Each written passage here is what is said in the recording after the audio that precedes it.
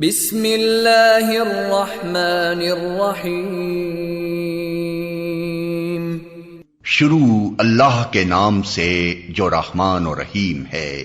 اقرأ بسم ربک الذی خلق، خلق الانسان من علق، اقرأ وربک الاکرم، الذی علم بالقلم، علم الانسان ما لم يعلم۔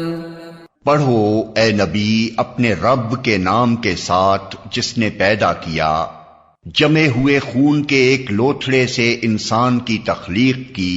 پڑھو اور تمہارا رب بڑا کریم ہے جس نے قلم کے ذریعے سے علم سکھایا، انسان کو وہ علم دیا جسے وہ نہ جانتا تھا۔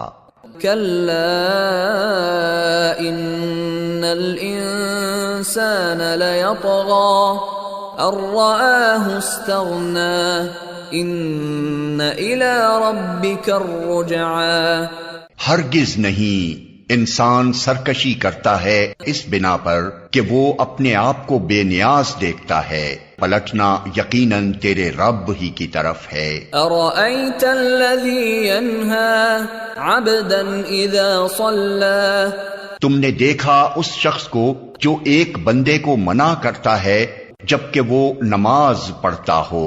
ارأیت ان کان علی الہدی او امر بالتقوی، تمہارا کیا خیال ہے اگر وہ بندہ راہ راست پر ہو یا پرہیزگاری کی تلقین کرتا ہو؟ ارأیت ان کذب وتولی الم یعلم بان اللہ یری، تمہارا کیا خیال ہے اگر یہ منع کرنے والا شخص حق کو جھٹلاتا اور منہ موڑتا ہو؟ کیا وہ نہیں جانتا کہ اللہ دیکھ رہا ہے؟